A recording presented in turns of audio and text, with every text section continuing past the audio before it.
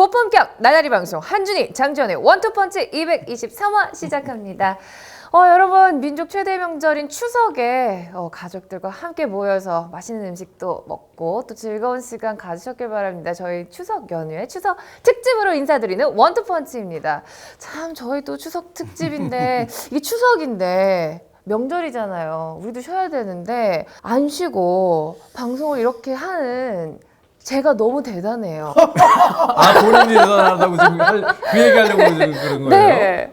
너무 기특하지 않아요? 네. 잘했어. 아니 근데 저희 너무 기특하지 않아요? 아니 저 굉장히 그 유머를 다큐로 받아서 죄송한데 네. 그 귀성길 같은 때 실시간으로 라디오 방송 같은 거 하시는 분들 있잖아요. 맞아요. 그런 분들은 정말 아무데도 못 가는 그쵸. 그런 방송을 하는 그럼요. 분들도 계세요. 맞아요. 저도 이번에 추석 못 가요. 그쵸. 계속 챔피언스리그 신기해요. 중계가 있어서 부모님한테는 죄송합니다. 저 못 가게 됐어요. 저는 와이프하고 이제 아들만 가는데 네. 한편으로는 좀 오히려 저는 안 가는 게 좀 나은 것 같기도 하고. 일이 좀 저희가 많으신가 지금 이 봐요. 시간이 다 나오는 건데 네. 저희 촬영은 추석보다 훨씬 전입니다. 들켰다. 저희 훨씬 전입니다. 생방송인 왜냐면 척하려고 그랬는데. 지금 사실 여러분들께서는 뭐 아시아 챔피언스리그, 유럽 챔피언스리그 다 보셨을 텐데 이 뭐 중계가 많다 지금 이 소리를 하셨기 때문에 말씀을 드립니다. 아깝다. 네. 오늘은 그러니까 한 의원님을 위해서 네. 저희가 일찍 하는 거네요. 한 의원님 추석 잘 지내시. 네. 저는 좀 지낼 수 있죠. 네. 저는 좀 지낼 수 있어요. 네, 알겠습니다. 자, 추석 특집이기 때문에 또 특별히 아예 한 코너 일부를 여러분들이 보내주신 옐로우 아이디 질문으로만 꾸려볼까 합니다. 정말 여러분들의 의견에 귀를 귀 기울이는 원투편치 너무 대단한 것 같아요. 이 주제를 뽑을 수밖에 없어요. 자, 오랜만에 여러분과 소통을 하고 싶은데요. 자, 첫 번째 질문이 허민규 씨가 보내주셨습니다.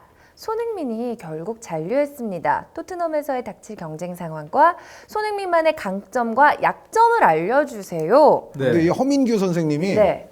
그 정말 아주 타이밍을 아시는 분이에요. 손흥민 선수 얘기를 하기에 딱 좋은 시기에 그쵸. 또 맞습니다. 손흥민 선수 질문을 옐로우 아이디를 통해서 해주셨습니다. 네. 감사합니다. 네. 네. 사실 지난주 토요일에 돌아가자면 아무래도 해외 축구 팬들의 가장 큰 관심을 산 거는 맨체스터 더비였어요. 그런데 갑자기 토트넘에 손흥민 선수가 선발로 나온다는 거예요. 그런데 선발로 나왔다 뿐입니까? 갑자기 골을 그냥. 제가 중계해서 그래요. 에? 네? 제가 중계하면 확률이 좀 높아요. 아니 정말 이게 땀이 나요. 네. 지금. 아니 이게 거짓말이 아니고 제가 중계하면 우리 선수들이 골 넣을 확률이 조금 높아져요. 네. 저라도 절대 저를 내세우지 않는 방송을 해야 될 것 같습니다. 지금 이미 두 분이 막 경쟁적으로 하고 있기 때문에 하여튼 땀이 납니다 지금. 네. 아무튼 손흥민 선수의 활약에 대해서도 얘기해 보면서 이제 앞으로 닥칠 경쟁 상황에 대해서 이야기를 해보면 딱 좋을 타이밍인 것 같아요. 경쟁 상황, 뭐 입지 지금 입지가 좀 상당히 불안했잖아요, 손흥민 선수가. 실질적으로 또 이적을 추진을 했었고 손흥민 선수 측도 프리미어리그 적응하기가 쉽지 않다. 그래서 이적을 고려했던 것이 사실입니다. 네. 그런데 이제 이적이 성사가 되지 않았고 남았기 때문에 상당히 힘들지 않겠느냐라는 의견이 사실 지배적이었어요. 근데 이날도 손흥민 선수 사실 서브에는 들 가능성이 있다고 경기 전에는 저희가 생각을 했었습니다. 왜냐하면 이제 다른 선수들도 A매치 피로도가 많고 또 이어지는 챔피언스리그 모나코전부터 주말 리그 또 리그컵 계속 연이어서 경기가 있기 때문에 포체티노 감독이 로테이션을 하겠다 이렇게 밝혔거든요. 그래서 손흥민 선수가 첫 출장을 할 가능성이 있겠다 싶었는데 바로 선발로 투입이 됐어요. 그래서 상당히 이제 그 경기 두 골과 한 어시스트 좋은 역할을 했는데 상대팀 스토크시티가 과거와 달리 상당히 공수 간격이 좁고 또 쇼패스 위주의 경기 운영을 하고 공간이 좀 많이 나오는 이러한 이제 또 배우 수비 쪽 뒷공간이 있었기 때문에 손흥민 선수가 이제 그러한 자신의 공간이 있는 팀을 상대로 나타낼 수 있는 장점들을 잘 발휘했습니다. 그래서 좋았는데 일단은 경쟁 상황에 대해서 손흥민 선수는 엄밀히 얘기해서 아직 완전히 주전이라고 볼 수는 없습니다. 기존에 있는 우리가 보통 포체티노 감독의 4-2-3-1, 에릭센, 델레알리, 라멜라, 팬들이 잘 아는 2선 자원이 있고요. 그리고 거기에 얀센이라고 네덜란드 리그 득점왕인 선수가 왔는데 그 2라운드 같은 경우는 얀센과 해리 케인 선수를 동시에 기용을 하면서 해리 케인 선수가 오히려 세컨 스트라이커 공격형 미드필더 역할을 보고 얀센 선수가 최전방 공격수 역할을 봤거든요. 그거는 이제 해리 케인 선수는 박스 근처 뒤에서 퍽퍽 때리는 슈팅에 강합니다. 강하게. 그 얀센 선수는 움직임이 박스 안에서 좋은 선수이기 때문에. 근데 두 선수가 호흡이 좋았어요. 그래서 기본적으로는 2선에서 해리 케인까지도 경쟁자라고 현재는 봐야 됩니다. 얀센이 투입될 경우엔. 거기에 무사 시소코가 또 영입이 됐죠. 네. 그리고 또 마르세유에서 좋은 활약을 했던 은쿠드 선수가 영입이 돼서 아직 대기 상태입니다. 그래서 뭐 오노마 같은 어린 선수도 있습니다만 기본적으로 2선에 7명 정도가 경쟁을 하고 있는 상황이에요. 7명이나요? 그래서 사실 경쟁이 로테이션이 계속 이루어지겠습니다만 기회가 났을 때마다 확실하게 보여줘야 됩니다. 그렇게 되면 이제 더 크고 중요한 경기에 중용을 받으면서 주전 자리 확보가 가능할 것이다라고 생각이 드는데 일단 손흥민 선수가 첫 단추를 상당히 잘 꼈습니다. 그래서 포체티노 감독도 전체적인 반응이 손흥민 선수의 다른 여러 장점들을 또 재확인한 하나의 계기가 됐고 조금 머릿속이 복잡해진 느낌이에요. 네. 라멜라나 또 델레알리, 특히 델레알리 선수가 시즌 초반의 활약이 조금씩 기복이 있거든요. 그러니까 전체적으로 보면 손흥민 선수도 충분히 주전 경쟁 안에 이제 들어갔다. 그 정도로 보는 것이 맞을 것 같습니다. 자, 그렇다면은 지금 계속해서 주전 경쟁을 해야 되는 상황인데 손흥민 선수가 내세울 만한 강점 좀 자세하게 그러니까 뭐가 있을까요? 기본적으로 손흥민 선수는 역시 피니셔입니다. 골을 넣는 스타일이에요. 그래서 뭐 이 선수가 사실 미드필더로 내려와서 뭐 패스를 주고 움직여주는 연계 역할을 하거나 또는 1대1에서 아주 화려한 테크닉을 구사를 해서 개인 돌파를 하는 크랙형 선수거나 그런 유형은 아니거든요. 스피드가 있고 또 스프린트의 장점이 있고 여러 가지가 있습니다. 기본적으로는 마무리를 하는 피니셔의 유형이기 때문에 결국은 포체티노 감독도 손흥민 선수의 득점력을 높이 사서 데려왔고 골을 보여줄 수가 있어야 돼요. 근데 이번 경기 같은 경우가 스토크 시티전 그러한 장점을 잘 보여줬고요. 그리고 이제 상대하는 팀마다 약간 뒷공간이 많아지고 적극적으로 임하는 팀이 프리미어리그에 많아졌습니다. 올 시즌에요. 그런 점을 고려해 볼 때 손흥민 선수가 기회가 많을 것이다. 네. 득점할 수 있는 기회가 더 많아질 것이다라고 생각이 듭니다. 참 좋은 소식이네요, 진짜. 좋은 소식이죠. 네. 개인적으로 뭔가 한 방을 좀 보여준 것 같아서 뿌듯하다 그래야 되나? 좀 고소하다 그래야 되나? 고소하다라는 표현이 그럴 때 쓰나요? 그러니까 손흥민 선수가 고소하다는 표현이 아니라 토트넘에서 워낙에 좀 활약을 했으면 좋겠다라고 했는데 안 나오기 시작하고 이러니까 좀 아쉬웠는데 이번에 선발로 나온 경기에서 확실하게 보여지니까 뭔가 굉장히 개운하다. 그러니까 슈나이더 아나운서의 이렇게 해석하면 되긴 될 것 그렇죠. 같아요. 손흥민 선수한테 기대를 접었던 현지의 토트넘 팬들이 네. 있을 거 아니에요. 그 팬들의 한 방 먹였죠. 그 네. 팬들에게 한 방을 한방 먹은 셈이니까 먹였다. 네. 고소한 뭐 그렇게 좀 해석하면 되지 않을까요? 고소하기도 하고, 네, 개운하기도 하고 앞으로 계속 좀 이렇게 시원하게 좀 때려줬으면 이게 좋겠어요. 손흥민 선수의 두 번째 득점 같은 거. 그거 진짜 오른발 잘 인프런트 중거리 골. 이런 게 잘 사실 때렸어. 손흥민 잘 선수 때렸어. 전매 네. 특허거든요. 네. 그 피니시어 말씀을 해주셨습니다만 최대 강점이 킥이잖아요. 네. 근데 여러 가지가 안 풀리면서 사실 킥에 대한 자신감도 조금 떨어져 있었는데 이제는 뭐 손흥민 선수가 자신의 장점을 충분히 발휘할 수 있는 그런 자신감 획득에 아주 중요한 계기가 됐습니다. 우리 손흥민 선수가 또 영국에 있잖아요. 추석에 가족도 못 봤을 텐데 원투펀치 보면서 좀 가족의 사랑을 느껴주길 바랐고요. 우리 이렇게 응원하잖아요. 그렇죠? 네, 화이팅. 자, 두 번째 질문으로 넘어가겠습니다. 이님이 보내주셨어요. 많은 팀들이 정통 공격수 기근 현상에 시달리고 있는데 왜 이런 현상이 나타나고 있는지 궁금합니다라고 보내주셨습니다. 가장 이게 복합적인 여러 이유가 있을 텐데요. 가장 대표적으로는 투톱이 지금의 트렌드가 아니게 되면서부터 좀 더 그렇습니다. 그러니까 무슨 말씀인가 하면은 FC 서울 같은 경우에 저희가 여러 차례 이야기를 했습니다만 최용수 감독은 3-5-2를 주로 쓰다가 황선홍 감독은 이제 요즘 4-4-2가 어느 정도 정착이 됐잖아요. 근데 이렇게 포메이션이 달라지면은 어떤 자리는 TO가 줄고 네. 어떤 자리는 TO가 늘고 그러니까 예를 들어서 중앙 수비 같은 경우에는 예전엔 3명이었는데 지금은 이제 2명이잖아요. 그러다 보니까는 뭐 예를 들어 김동우라든가 뭐 김남춘이라든가 김원식이라든가 이런 선수들이 이제 좀 경쟁이 더 심화되면서 어떤 의미에서는 자리를 좀 잃는 게 있잖아요. 그 대신 이제 윙어 같은 선수들, 뭐 윤일록 선수, 조찬호 선수 이런 선수들은 3-5-2에서는 뛸 자리가 마땅치 않은 것 같았는데 이제는 충분히 이제 기용될 수 있는 여지가 훨씬 더 생겼단 말이죠. 이제 그런 것처럼 예전에 이제 축구는 통상 이제 특히 잉글랜드식의 4-4-2가 많았죠. 그러니까 비단 뭐 잉글랜드뿐만 아니라 고전적으로 가장 보편적으로 또 많이 쓰였던 포메이션이 4-4-2 아닙니까? 그러면서 여기에는 일단 공격수가 투톱입니다. 네. 두 명의 이제 공격수를 활용하게 되는 포메이션이 전 세계적인 트렌드였고 그러다 보면은 이제 성인 팀들뿐만 아니라 어린이들도 그러니까 어린 팀들 뭐 유스 팀들도 이 4-4-2를 기준으로 축구를 계속 배워 나가잖아요. 그러면은 여기서는 일단 스트라이커 TO가 많은 거죠. 그러니까 많은 또 축구를 배우는 어린이들 또 유스의 유망주들 이런 선수들이 이 스트라이커로서 자신의 꿈을 키우고 이 스트라이커로서 어떻게 플레이해야 되는가를 배워가면서 성장하는 경우가 예전에는 많았어요. 그런데 다들 아시다시피 4-4-2 포메이션이 어느 순간부터인가 4-3-3이라든가 4-2-3-1이라든가 4-1-4-1이라든가 전체적으로 미드필드에서의 압박이 굉장히 전체 축구에서 중요한 아주 포인트가 되면서 미드필드의 숫자를 많이 놓는 포메이션으로 바뀌기 시작했거든요. 그런데 이 결과는 뭐냐면은 그러면 이제 원톱이 되잖아요. 네. 원톱이 되니까 예전에 투톱으로 뛸 때보다는 이제 스트라이커들이 설 자리가 기본적으로 줄어든다는 얘기죠. 그러니까 스트라이커에 대한 어떤 최전방 공격수에 대한 필요성이라든가 TO 자체가 예전보다는 이제 줄어든 상태에서 이제 축구를 잘하는 어린 유망주들, 뭐 유스 선수들 이런 선수들이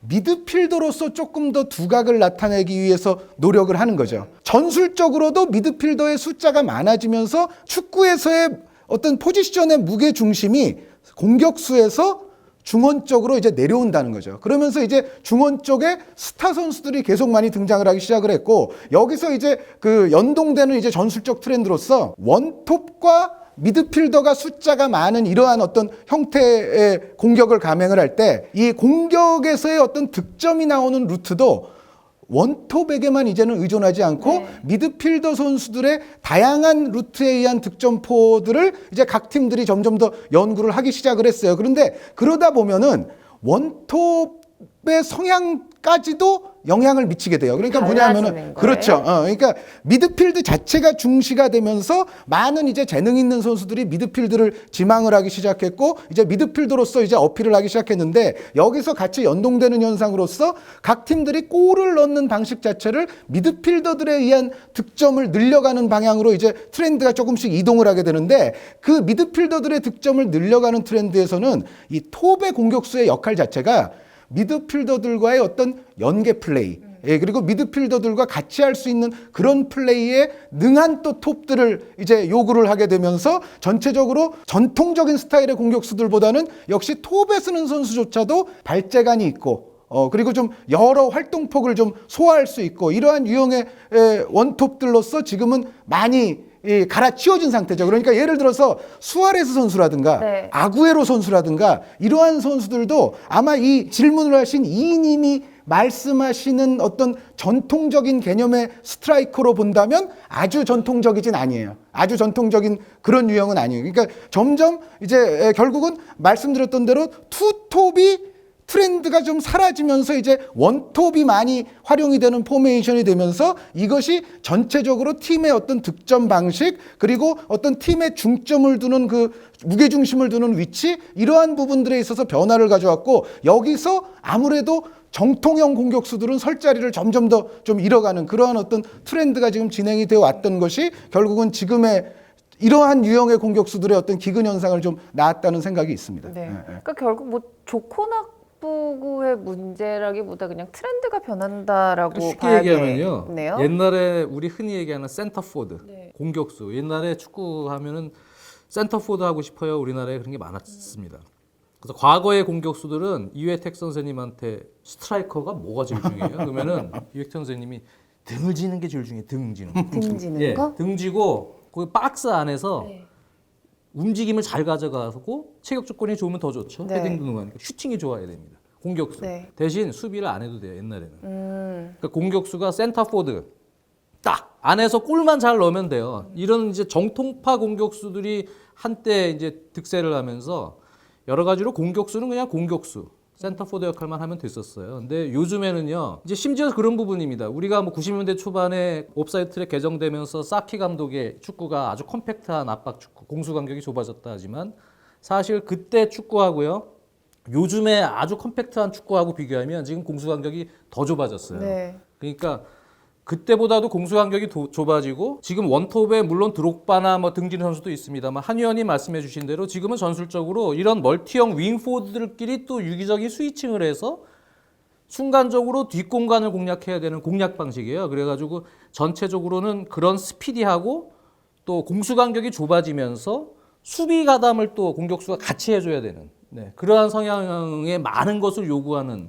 스타일로 바뀌었기 때문에 예전 같은 그런 정통형 공격수가 조금 사라지고 있죠. 네. 그러면서 다기능 멀티형 윙포워드가 지금 대세를 그러니까 이루고 예를 들어 물론 이제 요즘 이제 뭐 시메오네 감독의 사사이 이런 사사이가 다시 뭐 부활했느냐 뭐 이런 얘기도 지난번에 뭐 드린 바도 있기는 합니다만 아직도 투톱을 쓰는 팀이 다수는 아니거든요. 여전히 홀수톱, 원톱, 혹은 쓰리톱이라고 하지만 결국 중앙 공격수는 한 명이고 심지어 메시라든가 뭐 토티 선수로 대표되는 제로톱이 또 등장을 했잖아요. 이거는 이제 파브레가스 선수가 심지어 이제 최전방에 쓰기도 하는 이제 그런 지금 상황이니까 어떻게 보면은 정통형 공격수의 숫자가 2에서 1이 됐다가 이제는 심지어 이제 0이 되는 그렇죠. 팀들까지도 네.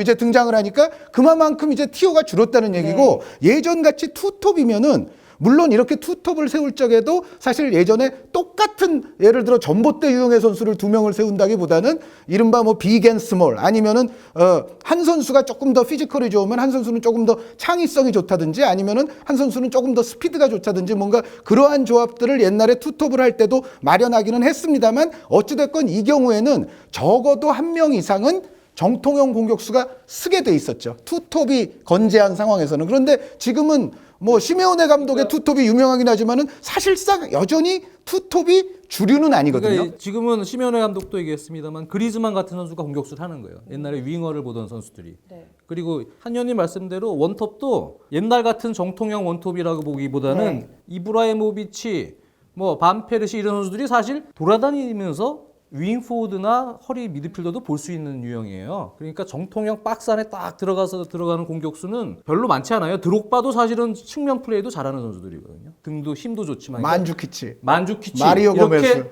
만주키치처럼 또 수비도 잘하는 선수. 그러니까 이런 다기능 능력을 많이 요구를 해요. 그러다 보니까 스트라이커의 형태가 바뀌었죠. 그래서 그런 선수들 약간 죽는 거예요. 제가 보면 앤디 캐롤, 뭐 벤테케 이런 유형이 사실은 고전적인 제가 보면 센터 포워드 같은 스타일이거든요. 이런 선수들이 현대 축구에서는 그렇게 크게 빛을 못 볼 거예요. 지금 전술 운영에서는 그런 상황이라고 보시면 됩니다. 알겠습니다. 이게 사실 연관이 있을지 모르겠는데 질라탄 같은 경우에는 어떤 경우라고 보면 줄라탄이 여러 가지를 잘하죠. 지금은 전성기가 끝났는데도 활동 폭을 어느 정도 가져가지만. 근데 맨유전 때 공이 거의 안 온 것 같아서. 진짜 다그 선수에 대한 문제라기보다는. 그래요? 예. 그러니까 질라탄 같은 경우는 이제 메시만큼은 조금 덜 할 줄 몰라도 그러니까 요즘은 이제 득점을 많이 하는 선수들이 호날두 선수는 사실상 11번에 해당하는 11번 내지 7번에 해당하는 선수고 메시 선수는 물론 커리어를 출발할 때는 윙어처럼 출발하기는 했습니다만 메시는 성향을 봤을 때는 사실은 10번에 해당하는 선수거든요. 근데 지금 정통 공격수라고 지금 이님께서 지금 말씀하신 거는 사실은 9번이에요. 9번이죠? 이른바. 근데 9번이 할 만큼의 골들을 지금은 11번이나 7번이나 10번이 놓고 있단 말이죠. 근데 그런 상황이기 때문에 질라탄 선수 같은 경우는 제가 생각하기에는 메시만큼은 아닐지 몰라도 10번 성향이라고 봐요. 어느 정도는. 그러니까 옛날식의 9번은 아니죠. 질라탄 선수도. 9번 성향을 가지면서 잘하는 선수가 아마 레반도프스키 같은 유형이죠. 그러니까 수아레스나 레반도프스키나 이런 선수들인데 옛날의 9번과는 또 조금 달라요. 옛날에 9번 잘하지만 그나마 달라요. 조금 가까운 쪽이라면 수아레스, 아게로가 이런 선수는 약간 멀티형 윙포드지만 레반도프스키 같은 유형이 그나마 좀 가까워요. 요즘으로 치면. 네, 그 외 축구 전술도 사실 이렇게 돌고 약간 계속해서 변형이 되잖아요. 다시 정통 공격수들이 좀 활약을 할 그런 시대가 올 수도 거라고 있죠. 보세요? 그 이번에 유로 2016에서 마리오 고메스가 잘해줄 때 독일이 풀렸고요.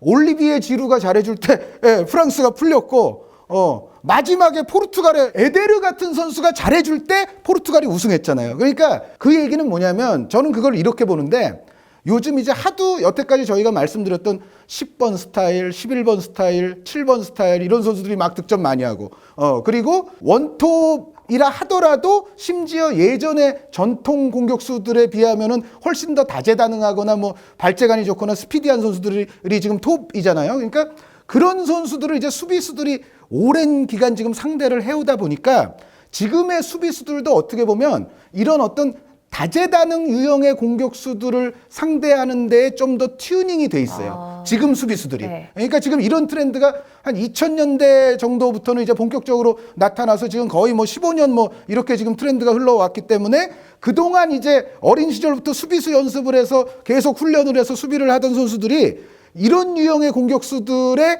상당히 적응이 많이 돼 있어요. 그러니까 다재다능한 유형의 공격수들. 그런데 그러다가 갑자기 마리오 고메스나 뭐 만주키치 뭐 이런 유형이 딱 나타나면 오히려 그런 유형에게 조금 약할 수가 있어요. 왜냐하면 요즘은 이런 유형을 드물게 보니까. 멘붕하는구나. 그러니까 자주 상대하는 그런 유형보다는 오히려 지금은 정통적인 유형이 드물잖아요. 그러니까 이 드문 유형의 선수들이 갑자기 나타나서 활약을 하면 그 팀이 그 경기는 잘 풀릴 수가 있어요. 그래서 사실은 요즘 같은 시대에는 이제 이런 전통형 공격수가 조금 드물기는 하지만 이런 공격수를 어떤 비장의 카드로 잘 쥐고 있는 팀은 그만큼 성적 내기가 저는 오히려 더 좋을 수도 있다고 봐요. 알면 할수록 재밌는데 어려운 것 같아요. 자, 이렇게 이님의 질문에 저희가 답변을 드려봤고요. 마지막으로 익명을 요구하신 분이 예전에 이영표 선수와 박지성 선수가 처음 프리미어리그에 진출할 때는 남미 선수들이 굉장히 드물었던 것 같은데 그때 이유들이 피지컬적인 측면과 템포를 못 따라와서라고 들었습니다. 그런데 요즘 보면 많은 수의 남미 출신 선수들이 EPL에 진출했는데 이 점이 시사하는 바가 있을까요? 저는 그래서 한번 지금 남미 선수들을 쭉 체크를 해봤어요. 네. 네. 그랬더니 확실히 많아지긴 했는데요. 근데 이제 공통점을 발견을 하면 돈 많은 구단 감독들 중에 영국 감독이 사라지면서 네. 네. 그러면서 남미 출신들이 많아졌습니다. 그래서 이번에도 예를 들면 남미가 출신이 제일 많은 팀이 맨체스터 시티예요. 펩 가르디올라 감독이고 그다음 뭐 마찬가지로 브라질 출신이 많은 첼시 또 리버풀 그리고 또 맨체스터 유나이티드에도 남미 출신들이 있고요. 아스날에도 뭐 산체스나 가브리엘 같은 남미 출신이 있습니다. 그리고 미들스브로도 그렇죠. 스페인 출신의 아이토르 카랑카 감독인데 여기도 역시 남미 출신들이 많아요. 네. 우루과이 3인방 있고 뭐 와포드도 또 많습니다. 다 외국인 감독들이에요. 근데 이제 크리스탈 팰리스의 잉글랜드 감독인 파듀 이 팀 남미 선수 없습니다. 본모스의 에디하우 감독 역시 영국 분이죠. 이 팀 남미 선수 없어요. 번리의 션다시 감독도 남미 선수 없어요. 영국 분인데요. 썬더랜드의 데빈 모이스 감독 이 팀도 남미 선수 없어요. 스토크시티의 마크 휴즈 웨일즈 분인데 영국 분 남미 선수 없어요. 과거의 사례도 이렇게 보면 기본적으로 여러 가지가 뭐 다 복합적인 이유가 있겠습니다만 제가 그냥 단적인 예 하나 네. 드는 겁니다. 영국 출신 감독들이요 남미 선수를 잘 안 뽑아요. 예. 근데 옛날에는 사실 위에 돈 많은 클럽들의 영국 출신 감독들이 꽤 있었거든요. 지금은 없어요. 네. 그러니까 어떻게 보면은 외국인 감독들이 빅클럽으로 다 들어가면서 남미 선수들 수급들이 많아졌습니다. 과거에 비해서는요.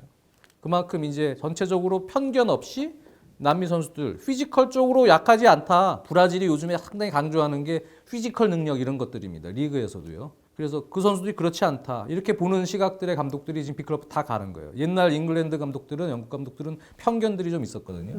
근데 그런 것들이 이제 많이 해소되면서 그런 현상들이 좀 나오고 있지 않나. 뭐 단편적인 예입니다. 근데 이것도 여러 가지 이유가 있을 것 여러 가지 같은데요. 이유가 있어요. 근데 이 대단히 죄송한 말씀이었는데 이 익명님이 말씀하신 요 이유 있잖아요. 네. 피지컬과 템포를 못 따라와서 남미 선수들이 과거에 드물었다. 그건 이거는 아닌 제 생각에는 네. 매우 EPL 입장에서 그 그렇죠. 리그의 네. 입장에서 본 시각입니다. 남미 선수들에게 물어본 시각은 아닌 것 같아요.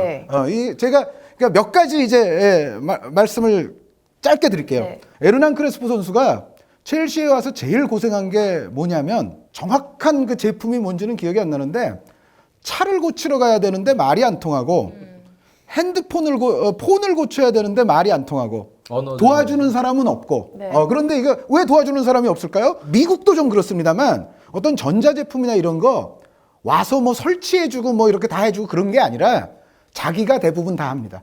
그러니까 자신의 그런 어떤 가전제품이나 그런 문제들을 해결하는 문화가 있는데 크레스포 같은 선수는 그 말이 잘 안 통하는데 이거를 일단 하기가 그러니까 매우 곤란한 거예요. 그래서 심지어 크레스포 선수가 있대 그러니까 자기가 골이 안 터지는 문제보다도 이 생활하는 게 조금 더 무섭다 뭐 이런 얘기도 조금 있었어요. 그리고 그 이전에 2000년대 초반에 후안 파블로 앙헬이라는 콜롬비아 스트라이커가 아스톤 빌라에 왔던 적이 있거든요. 근데 이 앙헬 선수가 그 당시 앙헬 선수도 좀 젊은 나이였습니다만 아내가 있었는데 아내는 더 어렸거든요.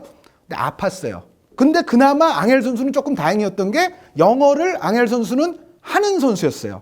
콜롬비아 선수였지만 그래도 영어를 했기 때문에 그래 아내가 아픈 그 어려움 속에서 근데 그 시기에는 앙헬 선수가 조금 부진했었거든요. 그 이후에는 물론 아스톤 빌라 팬들이 이제 좋아할 만한 플레이를 했습니다만 그래서 지금 제가 말씀드리려는 포인트 1번은 일단 문화라든가 언어에 적응하기가 쉽지 않아요. 그러니까 이 남미 선수들은 기본적으로 이제 스페인이나 이탈리아를 가는 게 여러 가지로 살아가는데 훨씬 편안합니다. 훨씬 스페인어가 편안해요. 포르투갈어랑 약간 비슷해요. 네, 서로 알아들어요. 그렇죠. 네, 네, 서로 네. 알아들어요. 요즘에는 그럼 왜 갑자기 좀 많아졌다고 보시는 거예요? 돈이죠. 아, 돈이죠. 생활이 조금 불편해도 돈의 액수가 커지면 이제는, 많이 편해지는 건가? 매우 그렇게 됐을 거예요. 그러니까 제가 말씀드렸던 그 그것도 있고. 앙헬이라든가 크레스포 이 감독이 시기 영어를 안 해. 그렇죠.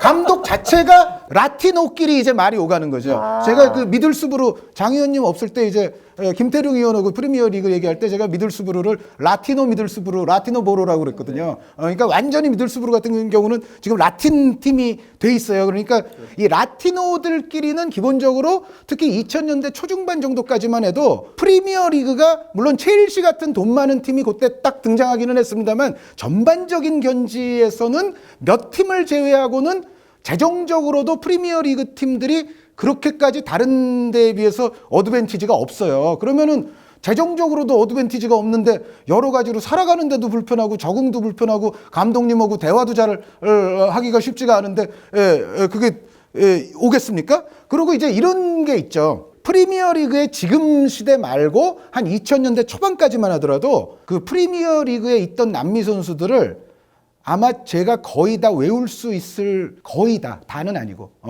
외울 수 있을 다 외우시는 아니 그러니까 잠깐 얘기해요.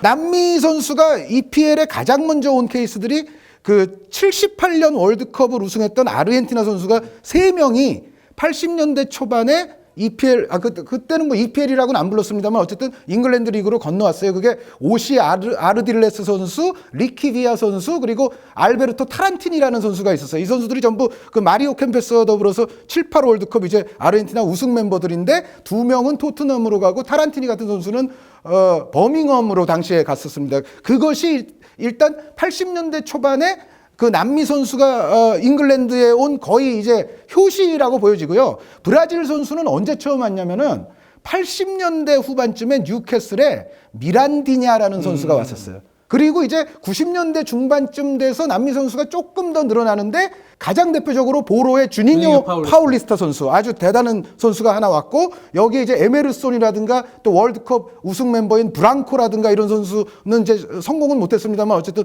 보로에 좀 있었고 티노 아스프리아 콜롬비아 선수가 뉴캐슬에 왔었고 그 위대한 클럽 첼시의 거스포의 선수가 왔던 거 이제 그런 정도예요. 그런 정도다가 이제 약간 비꼬는 맨날 아니 첼시는 꼭 이렇게 따로 언급을 해줘야 될 중요성이 있는 마세요, 클럽이니까 제가 언급을 하는 거예요. 그리고 이제 페루의 놀베르토 솔라노라든가 아까 말씀드렸던 후안 파블로 앙헬이라든가 이제 이런 선수들 때까지만 하면 정말 EPL에 온 선수들이 몇 명 안 되는데 제가 여태까지 왜 이렇게 얘기를 했냐면 몇 명 안 되는 게 바로 적은 이유예요. 그게 뭐냐면은 우리도 이 선배들 자체가 몇 명 없어요. 그러다 보면은 이제 뒤에 가는 선수들도 자기가 가면은 거의 선구자처럼 가야 돼요. 근데 그런 상황은 사실은 아까 말씀드렸던 여러 가지 문화적 장벽이라든가 감독과의 대화 어떤 전술적 장벽이라든가 이런 것도 있는 상황에서 선배들이 그런데 그럼 또 성공 사례가 많으냐? 그렇지가 않아요. 그러니까 제가 아까 말씀드렸던 여러 사례 중에 토트넘에 왔었던 아르딜레스 선수, 이 선수가 토트넘 팬들이 지금도 사랑하는 엄청난 레전드거든요. 그 사실 80년대에 그 잉글랜드 리그에 엄청난 기술 축구, 환상적인 기술을 선보였던 선수예요. 그러니까 아주 작은 선수면서도 개인기가 굉장히 뛰어난 월드 클래스 스타였습니다. 그런데 그것만 봐도 사실 여기 피지컬과 템포를 못 따라가서 못 가느냐, 그건 아니에요. 그러니까 아르딜레스 같이 압도적인 개인 능력이 있는 선수들은 80년대에 그 거친 잉글랜드 땅에 가서도 사실 대성공을 거둔 케이스가 있어요. 그리고 같이 갔던 리키비아 선수도 있는 동안 상당히 좋은 활약을 했었고, 그리고 이제 90년대에 주닝요 파울리스타 선수, 이런 선수들은 사실은 토트넘이라든가 보로 입장에서는 이제 레전드격인데, 문제는 이 정도 선수들 말고는 그렇게까지 성공 사례가 빅히트를 없군요. 한 선수들이 없어요. 그러니까 이제 아르딜레스라든가 주닝요 같은 선수들은 정말 자기의 어떤 모험 정신, 도전 정신이 아주 극도로 잘 발휘가 돼서 잉글랜드 땅에 가서 정말로 빅히트를 치기는 했습니다만, 다른 선수들은 뭐 순간적인 임팩트 같은 건 조금 있었을지 몰라도 이제 어떤 장기적이라든가 어떤 꾸준함의 관점에서 봤을 때는 그렇게 성공하지 못하고 갔던 선수들이 사실 90년대까지도 대부분이었거든요. 그러니까 굉장히 소수만이 잉글랜드 땅을 밟았는데, 그 소수들 가운데에서도 극소수만이 성공을 했어요. 그러니까 사실은 이런 어떤 역사와 전통이 있기 때문에 그 이후에 남미 선수들이라 할지라도 잉글랜드 땅을 쉽사리 밟는 것은 조금은 꺼려질 수밖에 없죠. 진짜 똑똑하네요. 익명으로 보내주셨어요. 그래서 네, 민망을 조금 덜 수 있게 네, 꽂혀 아니, 있었습니다. 민망하게까지 저희가 네. 말씀드리는 건 아니고, 요 요소도 있기는 있어요. 있기는 있는데, 한 예를 들어 한 10가지 이유가 있다면 한 8번째, 9번째 정도의 이유일 것이다. 네, 익명님 잘 들으셨죠? 네. 자, 이렇게 해서 저희가 옐로우 아이디 질문 3개를 선택을 해서 좀 토론을 해봤는데, 축구에 관한 토론은 사실 언제 해도 참 재밌는 것 같아요. 그래서 이제 추석 때 가족들하고 모여서 자, 이런 주제로 가족들하고 또 토론을 하면 또 얼마나 재밌을까 싶어서, 여러분 축구 이야기로 더 풍성한 남은 추석 연휴 보내시길 바랍니다. 자, 여기서 끝이 아닙니다. 저희가 추석 특집도 2개가 더 준비가 되어 있습니다. 추석 연휴가 끝나고 나서도 저희가 월요일 그리고 화요일 아주 색다른 주제로 다시 찾아뵐까 합니다. 월요일에 만나요.